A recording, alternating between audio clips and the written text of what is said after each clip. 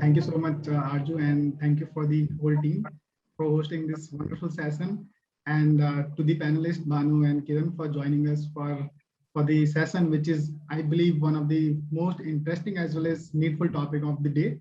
We all, as part of the Headstart Startup September, has done almost 9 sessions so far, and I think we have hosted more than 70 CXOs in that short time period, and all of them, maximum, most of them have talked about like how this SDG is important, societal impact and all are important. And I still remember like the first day and all, we also had Google, Microsoft, and people from investor community as well. Most of people are focusing on this. Post 91, when we started about this talk on the climate change and all, and in 2016 when this SDG forum was formed, I think, Miss, we have talked a lot on this, but now much need to be more on the ground in kind of the execution. So we have today Bhanu and Kiran who are doing a lot of work on this community and upfront on this part. So I hope that we'll have wonderful discussion, fireside chat, and we'll hear a lot of more things from you guys. Also, we have Tushar with us to moderate the session. So without taking much time, Tushar, handing over to you. Thank you so much. Thank you so much, Mukesh. And it is always lovely to talk to people who are creating real impact. So welcome on board, Bhanu and Kiran. And welcome to everybody who is live with us. So this session is being done by Headstart. Thank you to Headstart as well. And this is in collaboration with AIC RAISE. And both Headstart and AIC RAISE is doing an exclusive accelerator. We are launching an accelerator with AIC RAISE. And that is, what is the objective? Apart from, celebrating 15 years of Headstart. So we'll be talking about enabling ecosystem social impact startups in India. And this is what, has become the trend. And this is where we are moving. So now, looking at the bottom line, which was previously only profits, now we've started looking at a bottom line, which has become people, planet, and profit. So we also have to take care of, how we are impacting the people, how we are impacting the planet, in involving all the corporates and all the organizations that are part of the ecosystem and economy of the country. So this session, we are going to impactfully talk about sustainable development goals and how our accelerator, incubators, and other ecosystem players are enabling and changing the face of this sector and how the future looks like. So we have with us both of our panelists. I'll start with the introduction of Bhanu. So Bhanu started his career 2 decades back. Bhanu has been involved with some of the most exciting technology innovations associated with payments, commerce, customer experience, design thinking, human customer computer interaction. And today he works with works on challenging problems in public space in India at Digital Impact Square, a TCS Foundation Initiative by Tata Group. As an innovation and entrepreneurship coach at one of the first open social innovation centers, he coaches early stage social entrepreneurs towards sustainable and scalable impact. In 2015, Bhanu graduated with a master's degree in general management from Harvard University. In 2016, he was awarded with one of the world's most prestigious fellowship, the Chevening Fellowship by British government. As a Chevening Fellow, he studied at King's College London, where his research focus was in the area of public policy practice gap. In 2019, he was awarded the Oxford Winfield Scholarship to pursue a master's in social intervention policy at University of Oxford, earning a degree with distinction. His mixed method research for cross-border transportability of social interventions was recommended for publication. Bhanu is on the board of advisors at Oxford Social Entrepreneurs. In early 2020, Bhanu was inducted as an adjunct professor of practice at Indian Institute of Technology, Jodhpur, at the Center of Emerging Technology for Sustainable Development, where he offered his experience in developing sustainable social intervention to the center. We welcome you, Bhanu, and it is good to have you. And thank you so much for taking out your time. Thank you for rather humbling a long introduction. Absolutely. Thank you so much. And we also have Kiran with us. Kiran is the managing director of Helm of Eight, a company that empowers purpose-driven individuals, organizations, and collectives across domains to enhance their impact potential. Presently, he is Mumbai chapter director at Startup Grind India, a global startup community initiative from Silicon Valley that aims to bridge entrepreneurs with events and media from the startup ecosystem. He's also the founder of and CEO of RAISE Media, providing simple and effective design strategies for brands across digital and tech platforms. He was the founding executive board member for Students for Liberty South Asia and program manager, the largest pro-liberty student organization in the world.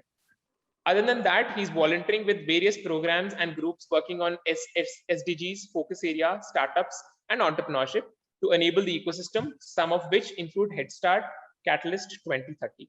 With the keen interest in policy, SDG goals, programs, frameworks, facilitators, community engagement, and partnerships, he's very passionate about human resource development, enjoys unraveling personal stories of people traveling, loves instruments with strings, and likes to believe in percussionist someday. So good to have you with us, Kiran. Thanks, Tushar. You brought out our Vishwa avatars. Hope we can live up to that larger image. But thanks for that. Good. So lovely to have you. I'll start with opening the floor and keeping it open to you guys to tell what is your story and what are the different crazy things that you guys are up to so far, and how things have been panning out before we move on to talking about the sector and how do the overall outlook of the sector looks like. So let's start with Bhanu. So Bhanu, what is going on right now, and what are you up to so far?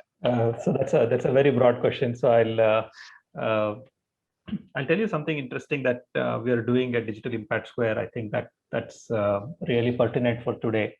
And the topic of ecosystems, I think, is extremely relevant and something that we are very passionate about. Way back in 2015, all of you know, we had the Kumbh Mela in India, and it was in Nasik.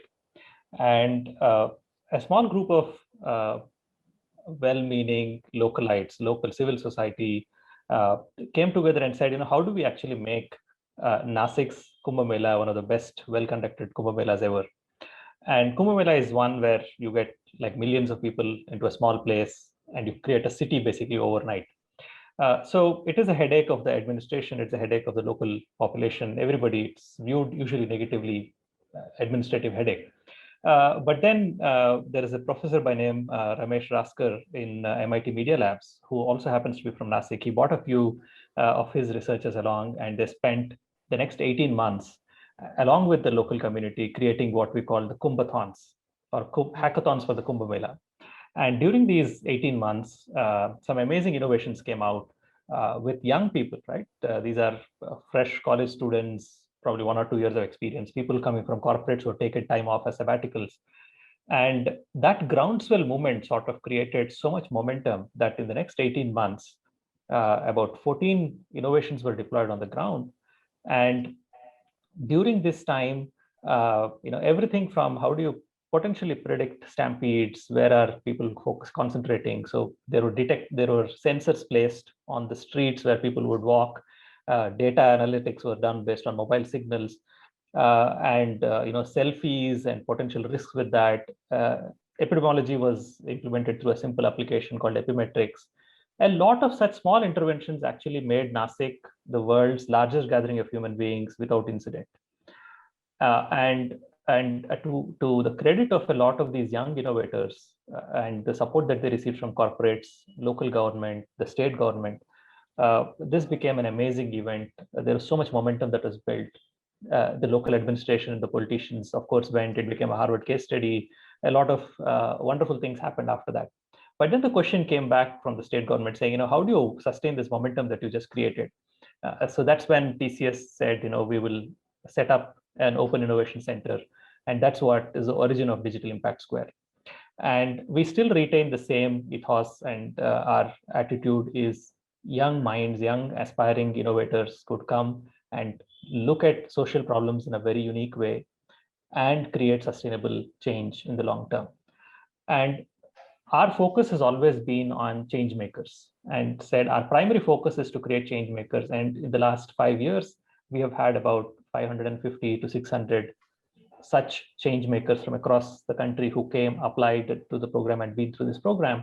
And we believe anybody who has spent 6 months with us, their life would be changed forever, because they would look at social challenges in a very different way. They would look at how do you respond to a challenge, And those skills are actually transferable irrespective whether you take a corporate job, whether you go and study, or whether you actually do something in entrepreneurship. So our primary focus is change makers, and then a subset of that do end up becoming social enterprises, and we are very happy about that. So bottom line, the strength is the local ecosystem, because it was actually a grassroots movement that established our organization. We believe that that roots and that connections even to this day sustain us. And wherever we go, we focus on building ecosystem so that that can support our startups, our innovators well. We get about 500 to 600 applications each year. We select less than 10% of them. Over 100 startups apply to the program, early stage startups. Again, we select less than 10% of those. And once they come in, we provide support for the next 12 to 18 months. And this is an extremely intense program. It's a residential program. It's free of cost. It's no equity. So this is like the holy grail of setting up your own startup.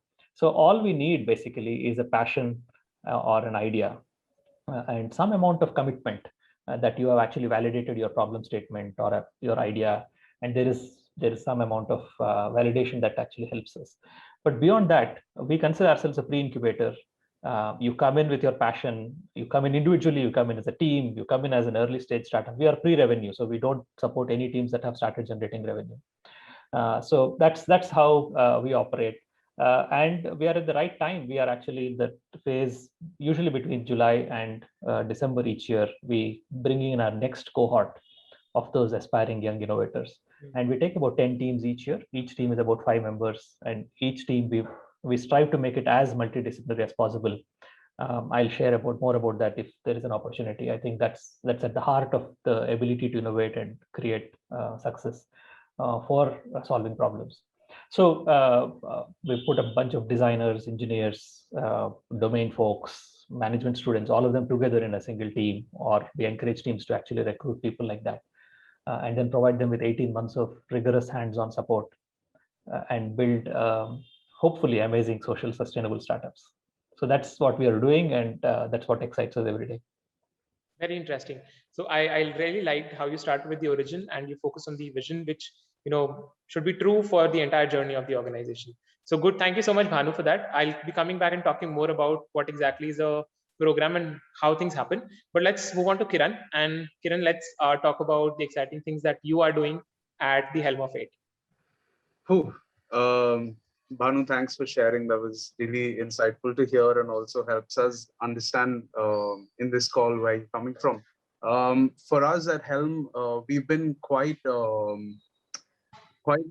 I guess, expansive. I've worked with early stage as well as late. I've worked with nonprofits. I've worked with startups, social enterprises, institutions, in helping them formulate their strategy and help them leverage the ecosystem, so to speak, and also build up the culture of innovation and build up the kind of bedrock environment. The culture drives a lot of this activity. Now, when it comes to mindset and leadership, that's somewhere that we go as a catalyst where if you're in the problem, if you're in the field, we operate as an external facilitator who helps you be more efficient. So identifying the potential that could be manifested or latent, and then designing the intervention requires a lot of curiosity, right? So I guess where we are at Helm is just continuing to pursue that curiosity. And I like to work with people who look for purpose. Now, purpose can be, very broadly speaking, very different for different people, and as it should be. But the larger goal that we all come to, right? Like the cause, the why, what makes you get out of bed, what makes you volunteer, what makes you work without the expectation of making money, and why you work towards your paycheck as well, right? So we try to align all of this, and I like working with young people over the older generation, but I'd say I'd skip my parent generation. I'll go to the grandparent generation, because I think that there's a lot more open-mindedness there because they've seen that kind of turn, and they're also far more mature today. So it's an intergenerational lens and a community of practice that we have managed to informally bring together.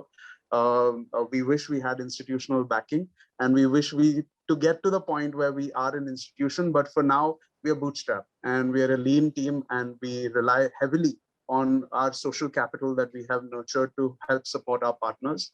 We help our partners break out of the silos that they may or may not be consciously working in, and help them find the like that lead domino, right? Like that's something that then becomes changes the equation, raises the standard of the work that they're doing.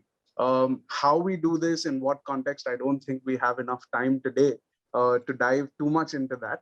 But briefly speaking, we are connecting dots. We are helping people collaborate with each other, because without that, there is no progress towards our collective secured future. I don't think our future currently is secure, and anyone who feels it is probably living in an air-conditioned concrete building with some extreme amounts of privilege, not realizing that by 2030, 50% of your Himalayas are going to melt. What does it mean? And what's happening with the rising sea levels? I think it's still a watered down approach that we are taking. We are still not serious about it, because if we miss this, we blink, we die. It's not like you're going to lose money or like you'll get another. Right? You can't just replace the ice in Greenland by sending ice from your freezer. It's there's much.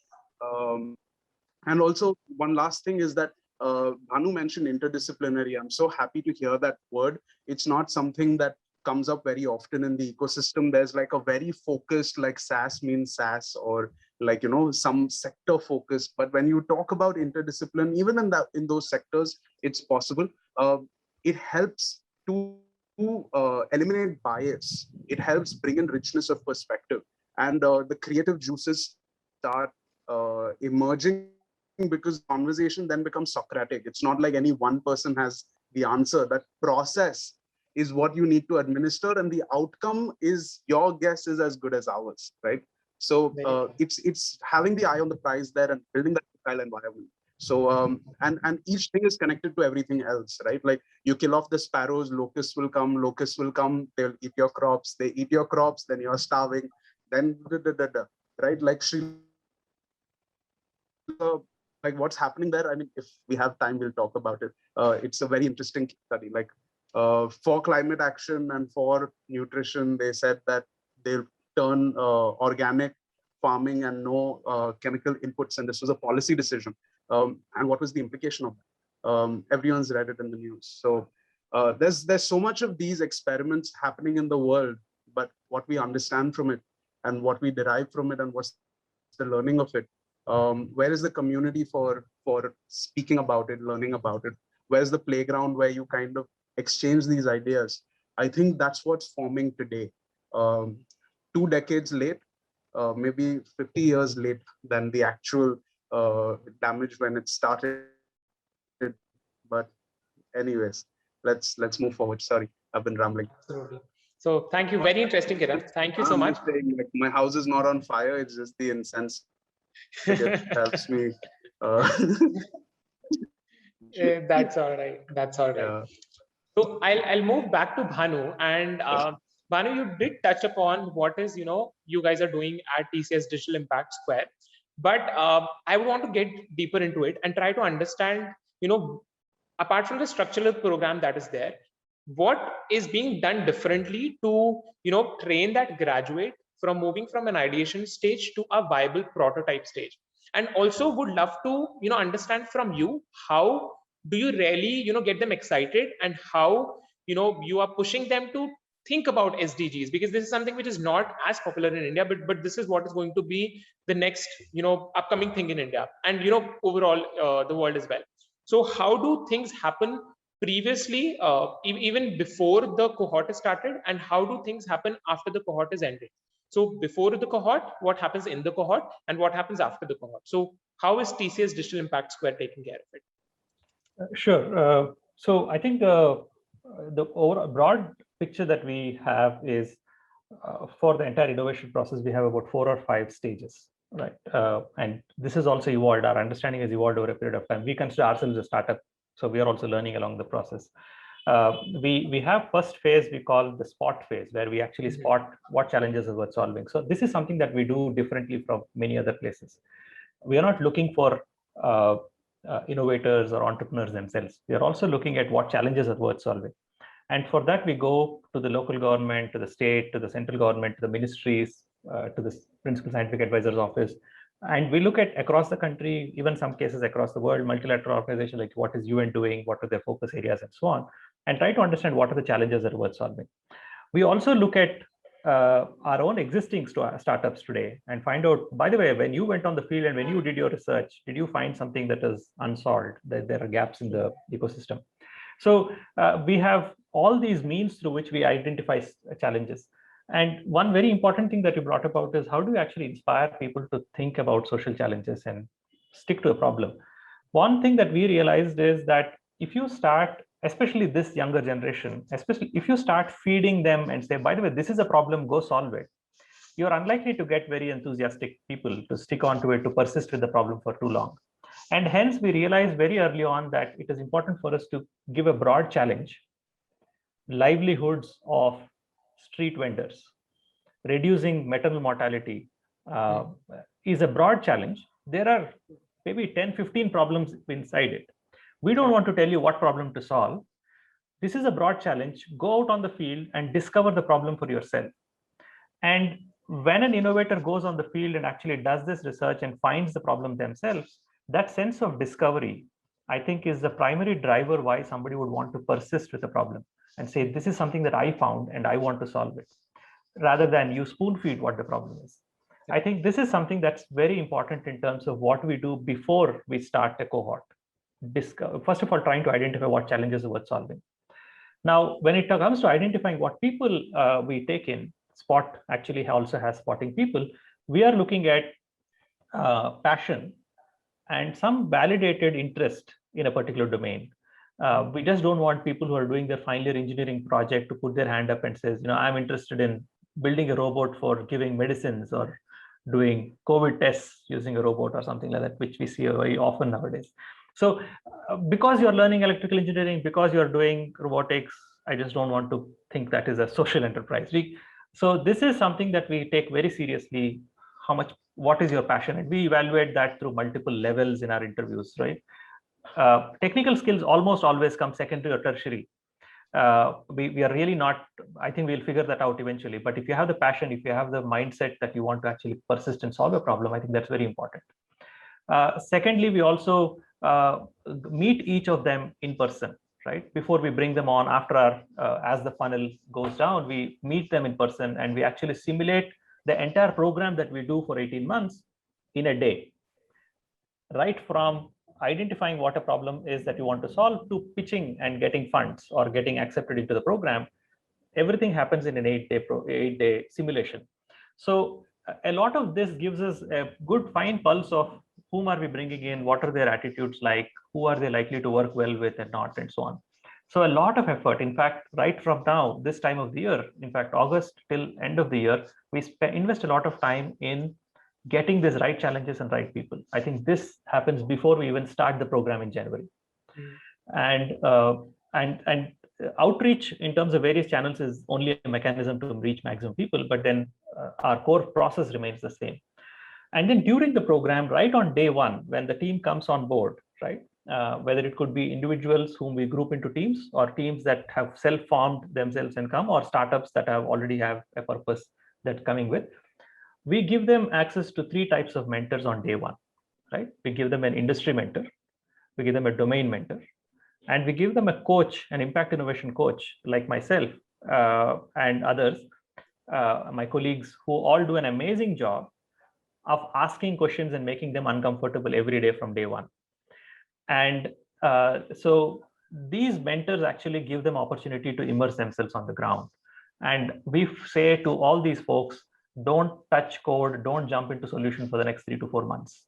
Just go on the field and live with the problem and understand what your beneficiary is feeling, experiencing, and so on. And then you start co-creating with them, and each day there is this constant dialogue with this team as they go on the field and come back, challenging them. It's an extremely high touch process. We spend hours with these teams, right? Runs into hundreds of thousands of hours in that duration when they spend time with us. And I think that is very unique. We see a lot of programs that are probably high volume, low touch, but we focus on 10 teams each year, and we invest a lot of effort. Our coaches, we also run a very lean team of about 8 to 10 members. Each member in that team puts in a lot of effort with the teams, whether they're coaches, whether they're support, whether they all play a role in making sure the team succeeds. And I think the rest of it is about building a strong ecosystem along the way, making sure that our co-creation activity is very strong, and then handing over to like-minded organizations. We don't want to hand over somebody just because they get an equity-based funding, or they're just getting incubated somewhere, or they're getting invested in some place. We want to make sure that there is sustenance, there is some visibility in terms of how they will be after 4 or 5 years down the line. So our partnerships also, we focus a lot. That's what happens after our program. So all in all, before, during, and after, there is a significant amount of effort involved in ensuring the success of our teams. All our initiatives, even me coming on this talk today, is geared towards how can I find the next good startup? How can I find ecosystem partners like yourself so that I can support a team, or they will be able to find resonance with one of the teams and support them. So all our effort is sort of geared towards ensuring the success of our teams. So that's in a sense what we do before, during, and after. All right. So I think you've covered it very beautifully, Bhanu. But one thing, which you did mention while you were talking is, let's say if there is a student who is bringing in a project, some engineering project, or let's say he or she is making a robot just to deliver medicines, would not be classified and should not be classified as a social entrepreneur or a project of social entrepreneurship and social impact.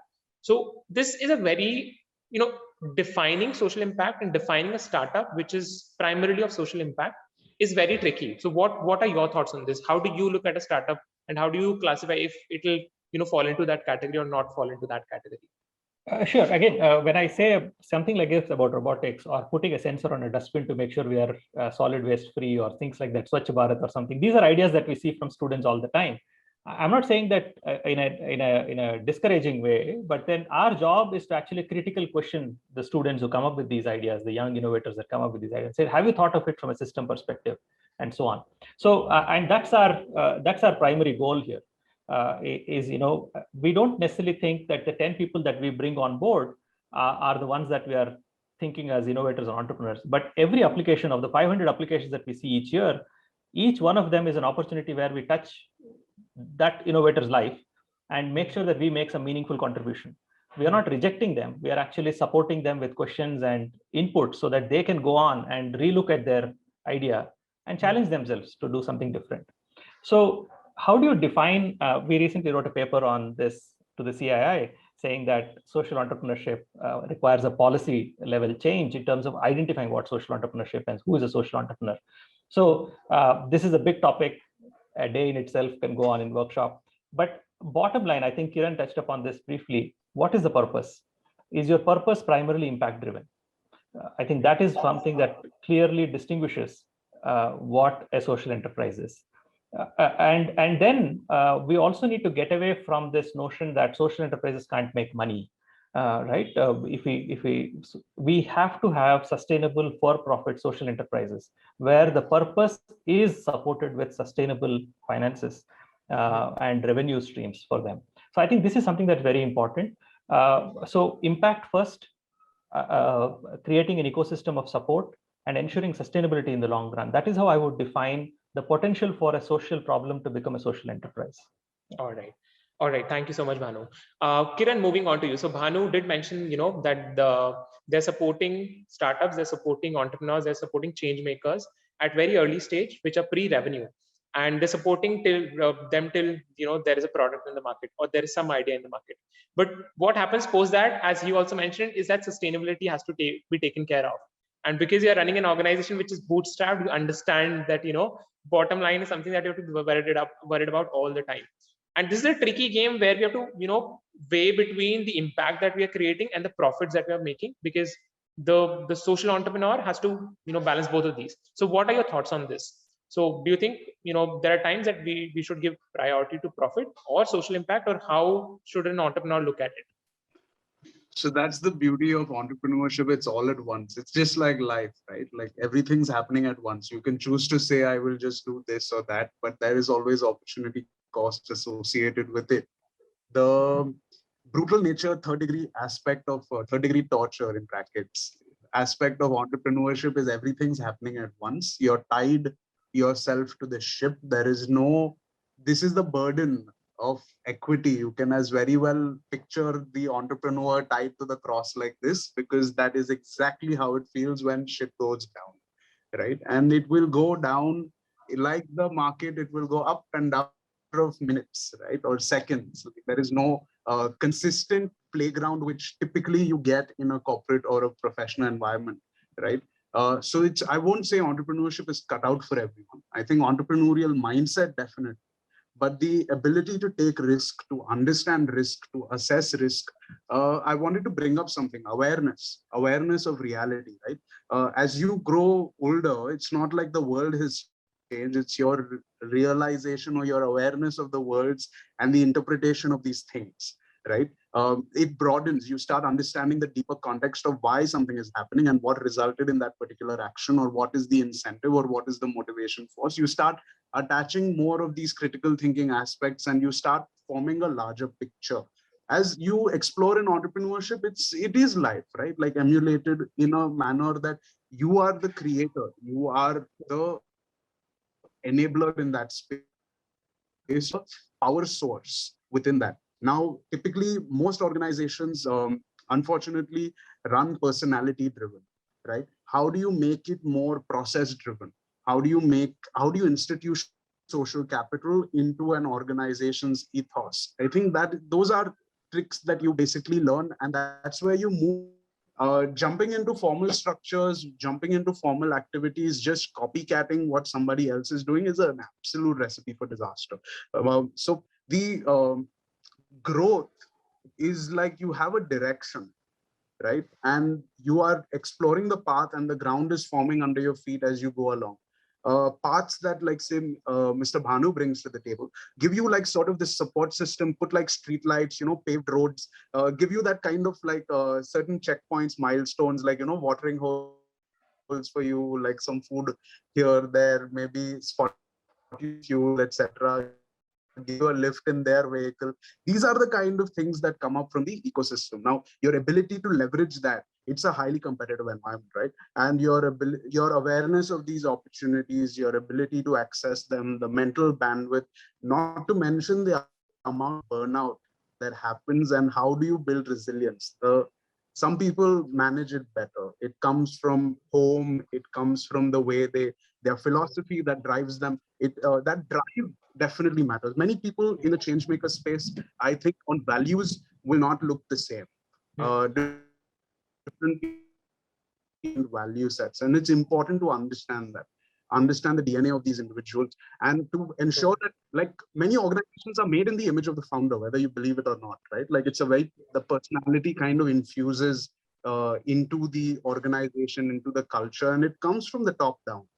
The inclusivity that you can speak of so many cultural dimensions, where I think if you're the smartest person in your organization, something is wrong.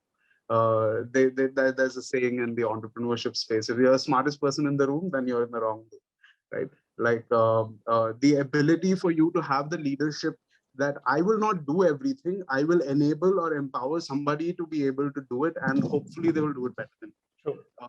So all of these dynamics, where are you going to learn it? No textbook. You can read the 100 books. I say go try to do it. That journey will teach you. You don't need an external guru. You don't need a marketing guru. You have your own inner guru. Your journey is your guru. Your life is your guru, right? So learn from that. And you're always learning. The moment you stop, you're dead. Very true. And if you think you've arrived, you're dead. So there's all of these pitfalls, and it's just conventional wisdom that you pick up and you learn by doing mistakes. I think my first fear of failure has gone. Like, I've done some embarrassing stuff in my journey, and I own up to it. Like, I don't try to shy away. I don't try to say I've figured it all out. I'm like, if I don't know, I don't know. Yeah, I'm a 30-year-old man. I don't know. So what's the big deal? So, I mean, these are the things, your ego, all of these aspects. I'm a spiritual guy, so you'll hear a lot of that in my language. But this awareness, self-awareness really, really comes to the forefront. So I don't know if I've answered your question, but like just painting a picture that I feel would be interesting for everyone to engage with. Yeah, but I think we've got good points and good tips to pick up on and learn from. So good, thank you, Kiran, for covering this. We'll move back to Bhanu, and Bhanu, because you have been working with a lot of startups, and there have been a lot of people reaching out, and you've been engaged in this space for a very long time now. Can you talk about a use case which you got to experience, where you can talk about the journey right from the beginning till the end, and how the impact was created, and just give us a taste of how impactfully things can happen in this space using that case. Sure. It'll be a bit unfair to just focus on one. I think there are so many wonderful stories in our teams. And I think this is something that we enjoy a lot, going on the field and actually seeing this evolve in front of us, the insights emerge, and those insights actually converting into features and then becoming products and creating impact. One thing that I was personally more closely involved with was is a team that worked with visually impaired, with the blind. And so as I said, it is important for us to understand the background of these innovators to come with. So one of these guys, one of the founders of this team, had done an engineering project of something called the refreshable braille. We all know there is braille, but then there are electronic versions of that braille so that you can actually make it refreshable and so on. And then he found that he's a mechanical engineer. He jumped into the solution and said, I'm going to put these amazing mechanical devices and put this. And then another co-founder worked on a small pen, and again in the final year of their engineering, where it had a camera here, and you could actually put your finger on a line in the text, and it would sense the text and convert it into audio instantaneously. And both of these people, when they first put their product in front of I wouldn't say product, their first rough prototype in front of these students where they were doing this test, they were still studying, right? Engineering students. So the first thing that these visually impaired students asked was, by when will this be ready? When will I be able to use this? And both of them really felt emotional about it. And both of them were working in different states. Their journeys did not meet until now. And they sort of felt, I'm doing this as an academic project. I don't have any vision of bringing this to market. And here is a person who seems to see value in what I do and expects this to be in market so that they will be able to use this. And then they both applied to Digital Impact Square. We put them on a project for addressing a challenge on visual impairment. And the approach that they take is, I would say, about over 100 hours of shadowing across 5 states in the country, visually impaired of different types of demographics, right? Married, individual, working class, students, families who are all visually impaired, parents visually impaired, children fine, children visually impaired, parents fine, all sorts of combinations, and then spend time with them, making tea in their house. How do they measure? How do they see temperature? All sorts of insights.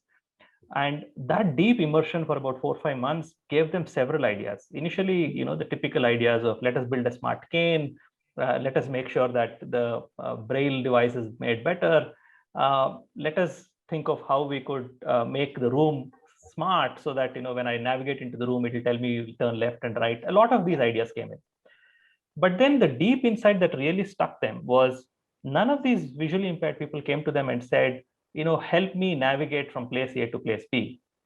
A typical primary school student is going to master their school environment in about 4 to 6 weeks.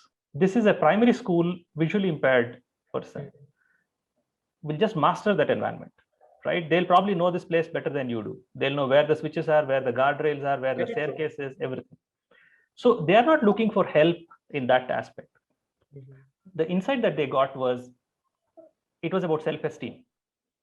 If you can empower us to educate, learn, and become capable, we will grab whatever opportunity is there out there, right?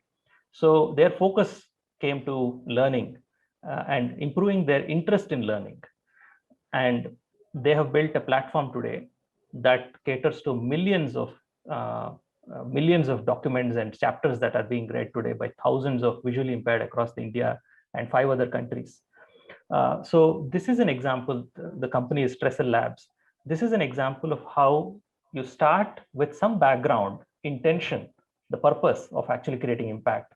You come, find the right kind of ecosystem, right kind of opportunity to immerse yourself, discover the insights that are very deep, that are not something that somebody can whisper in your ear and tell this is the solution that you have to solve, problem that you have to solve, but actually go and understand from people their deep intentions and take something like self-esteem as an outcome. It is not about navigation. It's not about something that you would associate normally with visually impaired. Saying that you give us this ability to read, learn, and empower ourselves, and we will achieve whatever there is to achieve. And hence the focus, they focused on education, learning, experience. And today their system actually gives you a learning experience just like we would do, as sighted people would do. If you were to underline text, how would a visually impaired person underline text? Right? How would you take notes? How would you make it multimodal, right? You would speak, you would listen, you would record content, you would have audio, text, everything. All of this together becomes your notes that you'll study for your exam. When you make those barriers, when you reduce those barriers, that is when the self-esteem of this person, the confidence of this visually impaired person saying that even I can actually go and study, is enhanced. And hence, today it is one of the most famous applications that a visually impaired person uses in India. This is a solution that is built ground up. And they have amazing mentors to thank. The person who mentored them, who was the head of TCS Accessibility, he was a world champion in chess, scaled mountains. He's visually impaired. And he is the one who mentored them and gave them guidance of what is, and he's a tech savvy person, right? He's called to international conferences on best practices for disabilities and so on. And so this is the kind of access to ecosystem where the passion is married with purpose, is married with opportunity, and then they are able to create amazing things. And today they are scaling beyond India as well, and they're finding similar markets in other places. And the purpose remains the same, saying that how do I make sure that I give this ability for a visually impaired person, what we would otherwise call a disability. How do we add ability so that they can achieve everything else after that, right? And they have users. The first blind IAS officer is one of their users as well. So there is no limits to what the teams can achieve. Similarly, we have stories in mental health. We have stories with working with police. We have agriculture, several stories of startups working in agriculture who have come out, going on the field with a lot of assumptions, saying, I think I know what the solution is, and then coming back absolutely amazed at what comes out in return. And then they have created great startups right now. Very interesting. And I think, Bhanu, very inspirationally, you have explained, how founders being in touch get more clarity on what exactly is the problem and how do they get motivated, because on working on a social problem, compromising on the commercial aspect initially, it does take a toll, and being connected with the problem would help them better to be motivated throughout the journey.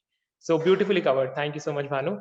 We'll move on to Kiran. And Kiran, I would also want you to share a couple of your anecdotes and talk about a couple of use cases that you have experienced and how, you saw them starting from scratch and how did they grow and what is their story?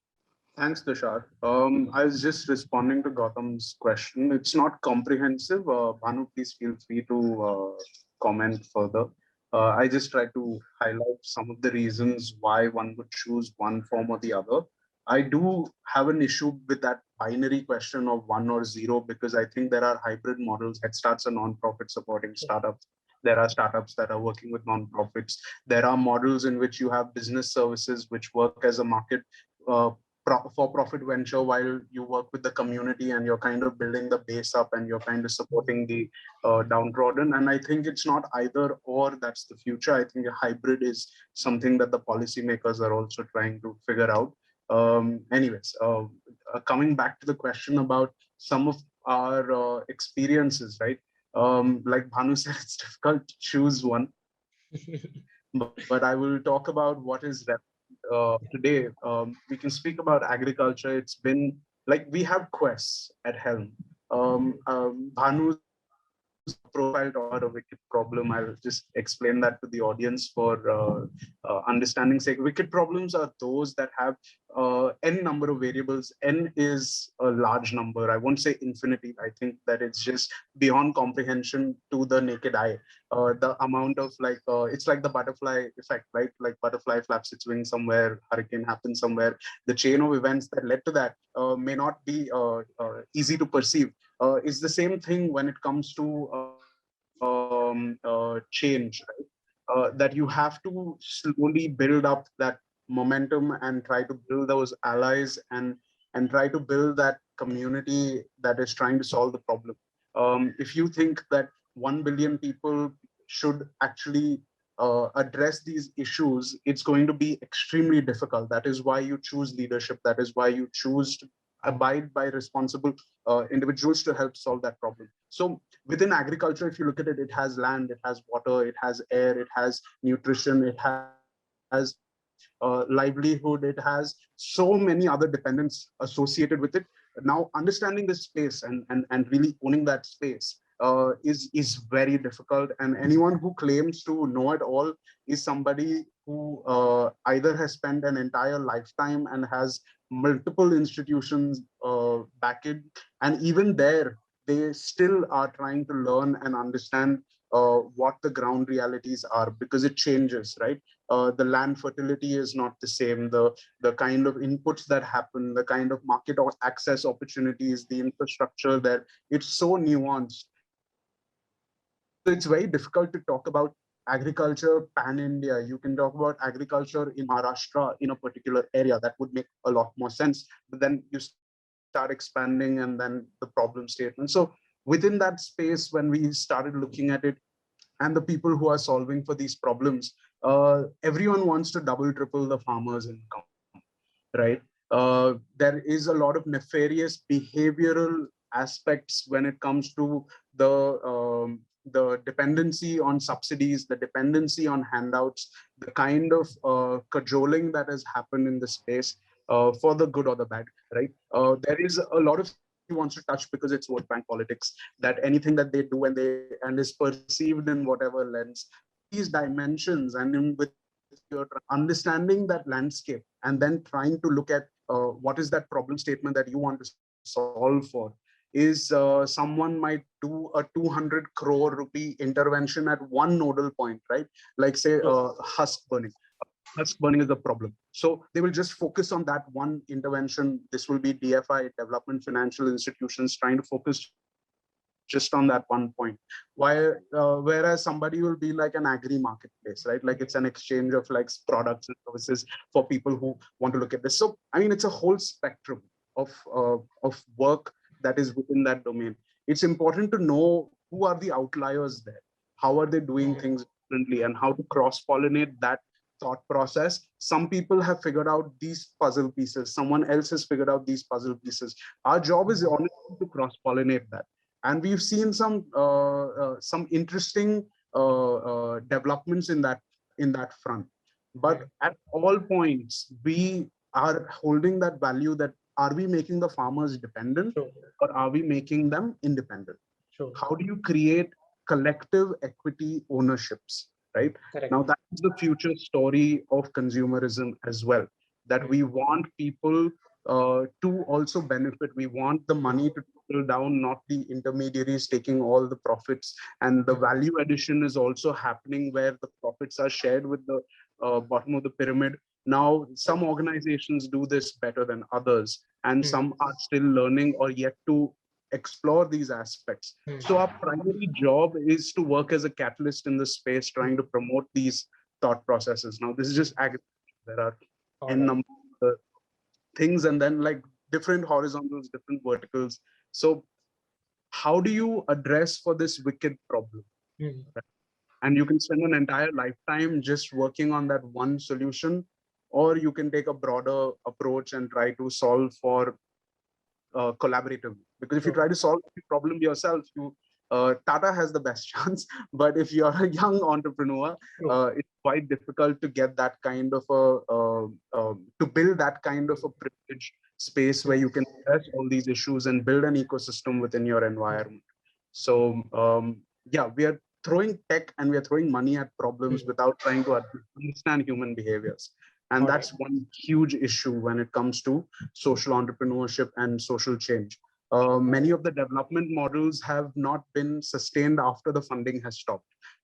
In COVID, resilience has been tested in the nonprofit sector tremendously. Like organizations that have sustained for 20 years have found themselves crawling to a stop where they're like, all our funds, all our reserves, everything is gone. We don't know what to do, right? So that's indicative that the models were only artificially being sustained. So it's very important for us to be very real about these things, right? Like there's a lot of greenwash and whitewash and like things that are rosy picture, creating just a rosy picture for a marketing gimmick, right? It's important to call this out. It doesn't happen enough, or rather it's just kept under the surface because institutional image, brand images are more important than the real impact that is taking place. A lot of social changes happened on paper, but not trickle down ground. Very true. A lot of people talk about impact, but what is ground reality? There was an interesting point about impact measurement and how it is measured. Do you know India's poverty line changed because the way we measure poverty is changed, the way GDP is measured is changed. So it depends. What is your data source? What is your primary evidence, the secondary understanding, and your third-party usage of it? So there's so many dimensions to this conversation, right? And that's why I think social entrepreneurship is far more challenging than just running a for-profit startup, because you're trying to look at all of these other implications. And if you're able to succeed in this, then you're a true hero in the books. True. Very true, Kiran. So we're running out of time. I'll quickly cover one very interesting question that we received in the chat. Kiran did touch upon. I would want to take perspective of Bhanu as well. So Bhanu, when a startup is getting into the space of social entrepreneurship, there are multiple, options and multiple choices of kind of entities that can be created. There could be for-profit, non-for-profit, Section 8 company. There could be hybrid also, where they could have both of these, and both of these are connected on management contracts. So there are multiple of these. What are your thoughts and what are your perspective as to how the startup should look at it, and what kind of structure can they go for? And if it'll be great if you could cover it very quickly. Sure. I did mention some points there as my thoughts. I can elaborate them here. So I think the first thing, and you'll blame me for keep saying this all the time, is go back to the first principles, understand what is the problem that you're trying to solve. So I don't think the company structures will come first. It is about the problem, the experience of working with the stakeholders in the ecosystem, how mature is that ecosystem, what are the regulations in that space, how closely connected is this to the government.